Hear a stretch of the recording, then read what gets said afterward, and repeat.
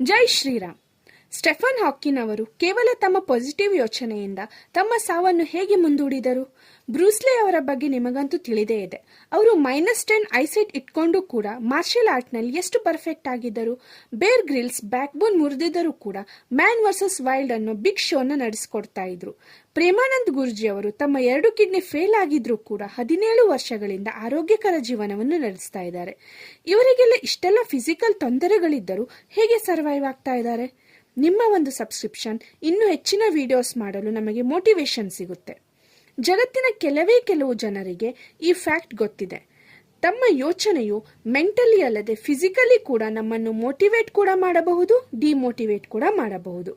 ನಿದ್ರೆ ಮಾಡೋ ಮೊದಲು ನಾವು ನಮ್ಮ ಲೈಫ್ನಲ್ಲಿ ಏನಾಗ್ತಾ ಇದೆ, ಏನಾಗ್ತಾ ಇಲ್ಲ ಅನ್ನೋ ನೆಗೆಟಿವ್ ಆಗಿ ಯೋಚನೆ ಮಾಡ್ತಾ ಇರ್ತೀವಿ.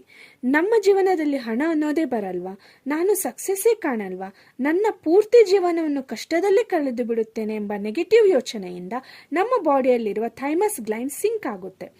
ಈ ಥೈಮಸ್ ಗ್ಲ್ಯಾಂಡ್ ನಮ್ಮ ಬಾಡಿಯಲ್ಲಿ ಇಮ್ಯೂನ್ ಸಿಸ್ಟಮ್ನ ಹೆಚ್ಚು ಮಾಡುತ್ತೆ. ನಮ್ಮ ನೆಗೆಟಿವ್ ಯೋಚನೆಯಿಂದ ಈ ಇಮ್ಯೂನ್ ಸಿಸ್ಟಮ್ ಕಡಿಮೆ ಆಗುತ್ತೆ. ಖುಷಿಯಲ್ಲಿದ್ದಾಗ ನನಗೆ ಒಳ್ಳೆ ಗ್ರೋತ್ ಆಗುತ್ತೆ ಅನ್ನೋ ಪಾಸಿಟಿವ್ ಯೋಚನೆಯಿಂದ ಈ ಥೈಮಸ್ ಗ್ಲ್ಯಾಂಡ್ ಎಕ್ಸ್ಪಾಂಡ್ ಆಗುತ್ತೆ, ನಮ್ಮ ಬಾಡಿನ ಹೀಲ್ ಮಾಡುತ್ತೆ. ಮೆಂಟಲಿ ಯಾರು ಹೆಲ್ದಿ ಆಗಿರುವಲ್ವೋ ಅವರು ಫಿಸಿಕಲಿ ಹೆಲ್ದಿ ಕೂಡ ಆಗಿರ್ಲಿಕ್ಕೆ ಸಾಧ್ಯ ಇಲ್ಲ. ಧನ್ಯವಾದಗಳು.